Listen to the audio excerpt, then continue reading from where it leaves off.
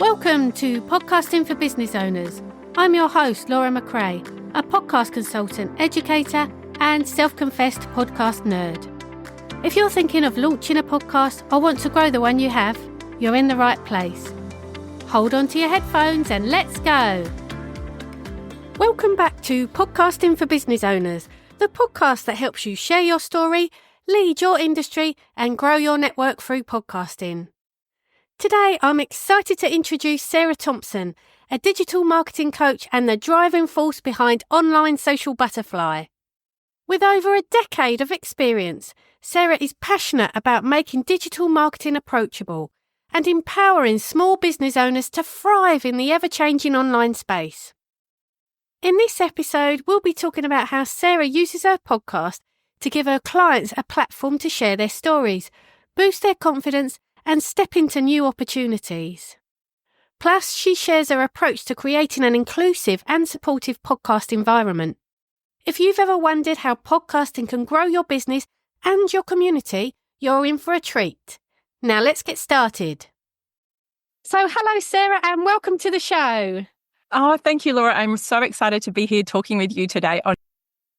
Me too. And so can you tell us a bit about what you do as a business and marketing coach and how you support your clients? Oh, I need a PowerPoint in 20 minutes for that. But the abridged version is I'm a digital marketing coach and trainer.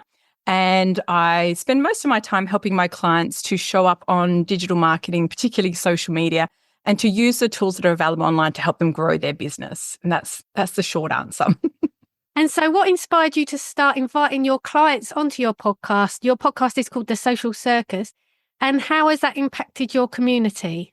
So my podcast, when I started it, I'm well over 100 episodes into my podcast now. And very early into my podcast, I knew that I wanted to have it be not just the Sarah show, but a show where I had guests come on really regularly. And I also feel really passionate about putting people on podcasts that's often their first time on their podcast. So that's been a really big focus for me, is popping their podcast cherry, I call it. And that's been a really important part of my podcast, is shining a light, particularly on my clients and women that I work with, to have them come on and speak and sort of step through that fear that a lot of us have about being on a podcast, that it's terrifying. And, you know, without exception, every single one of them has said at the end of the recording, that was way less scary than I thought it was going to be. And I love that. So that is what kind of inspired me, was to help shine a light on women. And the second part of that question was, how has it grown my community? I'm not sure it has, but from my perspective, my community, which is centered around my mastermind and my membership, I know that particularly my mastermind, a lot of the women in that have been on my podcast. And I guess it's probably created some loyalty around those women. But I think it's more about me helping build them up than building my business, if that sounds like an okay answer. Yes, that's what I am about. And it was the same for me. You were the first podcast I'd ever been a guest on, and I really appreciate that. And you helped me come out of my shell, and you made it such a welcoming space. Oh. And I got a couple of clients who listened to that podcast episode. So thank you again for that too. Oh, that makes me so happy to hear, because I think when you have, I guess I have an audience and a stage, and I feel like when you're an established business, it's a really nice gesture to help lift up your community as you lift yourself up. And that's something that I feel like I've done along the way. Ah, thank you. And it's great what you do. We all appreciate it. Oh. So how do you think giving clients a platform to share their stories helps them grow both personally and professionally? Oh, such a juicy question. I would say personally, it helps them grow because it makes them step through their fear. So a lot of us, particularly women, are afraid of being visible, afraid of being seen, afraid of speaking and feeling like we maybe sound silly or stupid or like we don't know what we're talking about. And that has never been the case with anyone that I've had on my podcast. And so I think that what it has done is allowed them to see, yes, I am an expert. Yes, I know how to talk about my business. And yes, I can do it. So I think from a very much a personal perspective, it really gives them that confidence to step forward and say, this is me. And then from a business perspective, I think it's probably a bit like going to networking events, Laura, where you kind of, you know, hone your craft, giving your elevator pitch and talking about your business and understanding how to communicate what is it your business does and how do you help people. And I think that the more we speak about our business, like the more we go to networking events or the more we guest on podcasts, the better we become at that. Yeah, totally agree with you there. And what advice would you give to other podcasters who want to use their podcast to build a supportive community like yours? I would say you don't have to hog the limelight. I listen to a few podcasts and some of them have a guest every single episode and some of them never have a guest. And I think my preference to listen, which is probably how my podcast is delivered, is a combination of like solo episodes and guest episodes. And I think that's what makes podcasts interesting, is that variety. And I think if you haven't had people on your podcast before, you're missing a trick, because having guests creates variety and interest for your audience, and it allows you to talk about things with a completely different perspective. And I love that. I enjoy that. So I would say if you have a podcast and you haven't had guests, you need to do it. Yeah, I agree. It's good to mix it up. The solo episodes are good for letting your audience know about you, but it's good to have guests on because also there's things that your audience might be interested in that you aren't an expert in. So it's great to get those experts in to fill that hole. Absolutely. And in digital marketing, it's such a huge space. And I have a really broad range of skills, but I'm not an expert in everything. Absolutely. And I know my limitations, and I'm so happy to bring people on to talk about their area of expertise. I think that just grows all of us. Oh, I don't know. You're pretty expert in a lot of things. I am, but I know what I'm not. Yeah. So how do you balance promoting your clients' businesses and providing valuable content for your listeners? So I guess whenever I have a guest on, my intention is always to shine a light on them. So I'm always promoting their business. That's why they're on there. But they're quite often there to share very specific skills. But what I have found over the 100 plus episodes that I've done on my podcast is the feedback that I get is always about the story. So whilst all of my guests will come and deliver some value, and like when you came on, Laura, you talked a lot about creating a podcast, and I think we talked about guesting. But I know that people want to hear your journey. And that's been really, really interesting for my development to kind of go, well, I don't just want to get Laura on because she's an expert in creating and growing a successful podcast.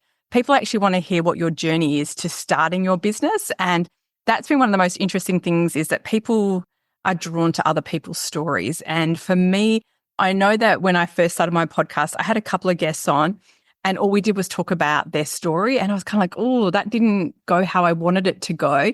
And then I trust the process, and I trust podcast episodes will evolve as they need to. So I was like, no, I'm going to put it out there and, see what happens. And mostly when I release an episode on a Wednesday, people will tune in regularly and then they will message me, usually they Insta me, and say, I love that episode. And when this episode went out, which I didn't think was a very good one, which didn't do any delivery of information or hard facts or tips, it just shone a light on their story. The feedback was phenomenal. So that's been really, really interesting, is that I think we're all drawn to other people's stories as much as we're drawn to learning new things. Isn't that funny? You never know what's going to be a hit, do you?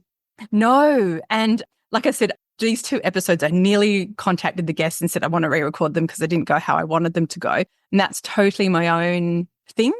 And then letting them go out into the world and see how people responded has been a very big learning lesson for me, to say people want to hear someone's story and journey into entrepreneurship as much as they want to hear, here's the skills that we're here to talk about today. Like if it's something like SEO or Google Ads or something technical, sure, they want the tips, but they love hearing people's stories. Yeah, well, I guess that's something people can relate to, can't they, the story? Absolutely. And I think it's really, wherever you are in your journey in entrepreneurship, whether you're a new startup or you've been going a year or 2, or like me, you're well over a decade into this journey, all of our stories are unique and people opt into certain parts of them. And that's always a reminder that people want to hear, how did you get to where you are? And I often forget now because I look like I'm very polished and I'm very successful. And when I started, I had no idea what I was doing, like none. And so it's always nice to hear that, because you think, oh, I could be her, because she started where I am. She doesn't understand it and she's new. And now look at her. And I feel like that's always inspiring to see someone's journey. Yeah. And you do a lot of that on your podcast as well. You talk about the mistakes you've made and where you've come from. And they're always really interesting and relatable, I find. Oh, thank you. And I feel like one of the things I don't like about the online space is we always talk about, look at me, I'm so great and I'm so polished and I've got all this happening. And we don't talk about what did it take to get there. And one of my very dear friends and mentors, Jenny, she kind of called me out on why did I struggle with people telling me that I'm successful? And I said, I really dislike that label. I feel embarrassed when people say that to me. And I feel like it's the public facing Sarah that they imagine successful. And behind the scenes, I don't perceive myself as successful. And she said to me, why is it that you feel like that? And I said, because I do so many things that fail. But she said it's your tenacity and resilience that makes you successful, because all successful entrepreneurs have failures, but it's how they respond to those. And I was like, oh, so I am successful because I keep picking myself up and trying. And so then I was able to lean into that success. But I feel like when you share the things that didn't go well, people again go, okay, so I'm allowed to fail and I'm allowed to try things and I'm allowed to experiment and I'm allowed to test. And I really want to give permission to people to do that in their business, because it's the only way you become successful. Yeah, I was actually listening to a book just the other day. I can't remember the name of the author, but he was saying, like, we do a thing around the dinner table with the kids. What was your most favourite part of the day, to talk about good things in life rather than the bad things? And he also said another thing you should put in your day when you're sitting at the dinner table, what did you fail at today? So that you can think about that and where you learnt from that failure. So that's another thing we just started doing this week. Oh, I love that. And I'm wondering if it's the book, The Gap and the Gain. That's one of my favourite business books. And it talks about ending your day with 3 successful things that went in your day and focusing on the gratitude for success and things like that. That's such a great book. So it might be that. But if not, I love the idea of talking about what didn't go well. And I call failures the gift wrapped in sandpaper. So there's still a lesson inside it, but we have to unpack it and work out what that is. And to me, that's the joy of failure and that's the joy of mistakes, is that if you unwrap the lesson inside them, you'd be like, oh, okay, good to know. Yeah, I just looked up the book. It's called The Millionaire Success Habits by Dean Graziosi. Ooh, nice. I've not read that. I'm going to have to check it out. Yeah, it's pretty good. Awesome. How has featuring clients on your podcast changed your relationship with them or strengthened their connection in your community? I would say that most of the people that have been on my podcast, and this is for 2024, my focus has been having people on my podcast who I work with, because I get pitched daily via email for people to come and guest on my podcast. And in the earlier days of my podcast, I had lots of people on that I didn't particularly know very well. And what I really wanted to focus on was, like I said, shining a light on people who I work with and shining a light on their business and what it is that they offer. And I guess it's really hard for me to say what it looks like from their perspective, but I know that for many of them, there is so much gratitude that I said, please come on my podcast, because I've encouraged them to step out. And I know that for many of them, particularly my mastermind, they've gone on to guest on other people's podcasts, having seen how easy it was to be on mine, and kind of given them that confidence boost to say, oh, I actually can do this. This is great. I'm going to do more. So I like to think that it's kind of given them the courage to step out a little bit further outside of the security blanket of Sarah's world and into the big world of podcasting. And I certainly hope that I've given them that. That's what my hope is. And that's the feedback that I've got. So let's go with that. Well, you're right, because it definitely worked for me, because look at me now, I've got my own podcast, and my first podcast interview was with you. Oh, that's so cool. I love that. So can you share any tips on creating a welcoming, inclusive environment on your podcast that encourages people to step out of their comfort zones? I think when your people are guesting on your podcast, and I will give a shout out to my wonderful VA, Claire from Pen and Paper Girl, because she does all this, not me, is giving people clarity on what to expect. So we get them to fill out a form, which is really, really clear. And we also let them know that we only have 2 questions that we ask, and then the rest is a conversation. We let them know like the length. So my podcasts are typically 20 to 30 minutes. And so this is the length. We say things like, it's going to be videoed so people don't show up, with no makeup on and then get all upset that you're videoing it. So that preparation before they show up is really, really important. And I know that people will still come back to Claire and go, what questions is Sarah likely to ask? And we always say, go back and listen to some episodes with guests in it, because every episode is different and it's very conversational. So that kind of gives people comfort. And I always say when we started, and I probably said this to you, the conversation will go where it wants to go. So let's not be wedded to, we have to hit these touch points or we have to answer these questions. I always have a couple of questions to start them off, and then I just see where it goes and I just keep my eye on the time. And I think that's actually a really nice way of having people as guests, because it's quite nerve-wracking to have a ton of questions to ask, particularly if you're a chatterbox like me, and you kind of think, this is going to be a 2-hour episode. So I think when you give people that clarity around, these are the only 2 questions I'm going to ask, this is the length, please go and listen to some past episodes, and all of that kind of preparation to make sure people show up feeling confident is probably what sets us up for success. And like I said, a lot of that has to do with our systems that we have in place that I think have definitely refined over the 100-odd episodes we've had out. So it's about making it easy for them and that they know what to expect. absolutely. And I even know coming on your podcast, the fact that you sent over questions, I was like, oh, good. Okay, I need to have a little think about how I would answer those questions and what does that look like. And all of that makes people feel more comfortable because not everyone, like my husband jokingly says that I could speak underwater facing a brick wall and I could speak for an hour if you gave me one question because I'm very chatty. Not everybody is like that. And so when you can give people that reassurance that it's going to be okay. And I always say to people, and you said this to me, Laura, if something goes wrong today, don't worry, you can edit it out. We can fix all that. And I always say that to people. And the interesting thing about that is when we're recording it, I think people get so relaxed. We very rarely need a lot of editing to go, oh, that didn't answer that well. And I guess my style, my podcast is very conversational. I'm very relaxed. And I don't want a polished podcast where I sound perfect and my guests sound perfect. I'm okay if I fall over a couple of words or they do, as long as everyone feels that's okay.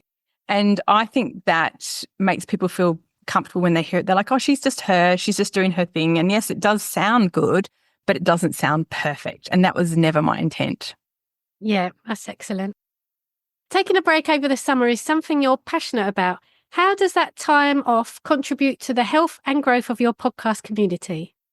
So this year's my 3rd year of running my podcast, and we always have a season break of 4 weeks. And from a business perspective, I know that you know how hard it is to create a podcast. So having a break from weekly episodes is really important for myself and my team. But from my community's perspective, I think that over Christmas is a very busy time of year for people and they're probably not keeping up with episodes anyway. So I think if you were dropping out content, because mine always comes out on a Wednesday, it would be weird to have if say Christmas was on a Wednesday and dropping an episode that day would be strange. So I love having that break. The interesting thing from my community's perspective is the last 2 episodes of the year, about a month after the end of the year, let's say the end of January, they will be the best performing episodes for the whole year. And it's because people didn't have new content that they just like, well, we'll just go and listen to that. And obviously you pick up new listeners and those 2 episodes are always such important episodes. And so I know that people like listening to those and I like to give juicy things for them to do. Like my last episode of the year is what I'm going to do on my month off and how I'm going to spend that in my business. And I know that that should inspire people to do hopefully take some action themselves. But from a community perspective, I still keep sending out emails to say, no new episode today, but this is one of my favorite episodes for the year. And then I'll share like, this was my most popular episode, like my most listened to. So I still keep in touch with people to let them know what to catch up on. And I know that there are episodes that people will have missed that I'd love them to go back to. So I keep the momentum without creating new content, I guess is the answer. Yeah, that's what I recommend too. Like if you go on a break, it's fine. Just let people know you're having a break. And if you're repurposing those good popular episodes, I recommend just like maybe saying a little bit at the beginning or writing it in the show notes or the episode description that it's a repeat. It's a good way to, just repurpose those great episodes, isn't it? Yeah, I love that. I'm going to pick out my favorite guest, my favorite solo, and then my most popular episode. So I kind of pick out 3 to give us one each week while I'm off the air. That's such a good idea. I can't wait to have recorded that many episodes where I can do that. I'm still too early yet. Oh, but the fascinating thing about it is it goes really fast. So in March 2025, my podcast will have been going for 3 years, which seems insane because I still have moments thinking, oh, I love my podcast as if it's new and exciting, but it's actually had a lot of momentum behind it. And it soon quickly gathers, like you soon get a bank of episodes. Like I was thinking the other day, I wonder who was some of my first guests and what did we talk about? I'd love to go back and listen to them and maybe share them again this year because you tend to just share that year. And when you have lots of back episodes, it's really fun to kind of look back and see what else was there. Yeah, that's amazing. And so how has the podcast helped you expand your community? And in what ways do you feel it's different from other forms of marketing? From a marketing perspective, the podcast for me has been a game changer because I'm so consistent with it. So podcasts fit into long form content. So things like your blogs, articles, that kind of thing is all long form content. And I always struggled with that. Like I'm so sporadic with blogging, so inconsistent publishing articles on LinkedIn. And when I started my podcast, and to be fair, my husband is the slave driver because he does the tech stuff. He's like, well, you can't miss a week. And so I've been so committed and have never missed a week of podcasting in 3 years. And so it's been very consistent. And I think that's been fantastic. I know for a fact that it has brought new people into my world. It has brought new clients and customers into my world. It has brought people into my world that I would never have found through, Facebook ads or traditional social media marketing. And I've had people book me who have said, I've been listening to your podcast and you're amazing. And they've never worked with me and they've booked like my biggest thing, like a VIP day with me. So it has definitely been expansive for my business. From a personal perspective, I feel like it's given me a lot of confidence in who I am and what it is that I do. And I know that sounds silly because I've been in business 13 years. I should know that. But every time I speak and talk about it, I'm like, oh yeah, I'm smart. I do know what I'm doing. And I have lots of advice to give. And the podcast reminds me of that every single week, that I have lots of knowledge to share. So I feel like it has done lots to consolidate me as an expert in my industry. And I love that because I enjoy podcasting. Like I wouldn't have stayed with it if I didn't enjoy it. It is the right format for me. That's brilliant. Yeah, you can just repurpose it in so many ways, can't you? And because you're doing it every week, it pushes you to do those blog posts, those newsletters every week too. I know, I love it. Yeah. And yes, you're an inspiration to me. I absolutely love your podcast. I recommend you go out and listen to that. It's called The Social Circus, and I'll put the links to that in the show notes. So thank you, Sarah. And lastly, where can we find and connect with you? So I am online social butterfly everywhere online. So the only platform I'm not on is X. I have a conscientious objection to X, but I'm on every other platform and I'm under online social butterfly, and I'm also under Sarah Thomson, but it's a very common name. So you may not find me, but I'm online social butterfly everywhere. My favorite platform is Instagram. So if you want to search me up on there, send me a little DM and say, hey, I heard you on Laura's podcast. I love that. Amazing. Thank you so much. My absolute pleasure, Laura. I have loved being on your podcast. Thank you for inviting me. Thank you. Bye. What an inspiring conversation with Sarah. I love how she highlighted the importance of storytelling, not just for connecting with your audience, but also for helping your guests grow personally and professionally. One thing that stood out for me was Sarah's focus on creating a welcoming space for her guests, especially those new to podcasting. It's such a simple way to build confidence and create connection. Her approach to podcasting as a tool for community building and marketing is something I really align with. I completely agree with her point about balancing solo episodes and guest interviews.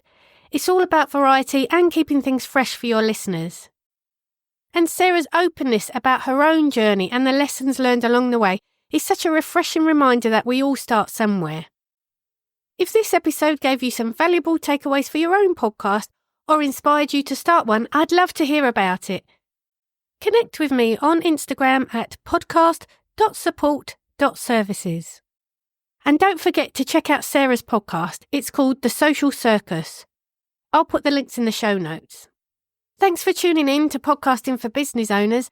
Until next time, keep sharing your story, leading your industry and growing your network through podcasting. If you found value in this podcast, please leave a 5-star rating, and a review would be even better. Your support shows that this is a good show, which will attract high-profile guests and in turn deliver greater value to you. This podcast is produced and edited by me. Don't waste your time on editing. Let me help you with your podcast. Check out the links in the show notes to get in touch.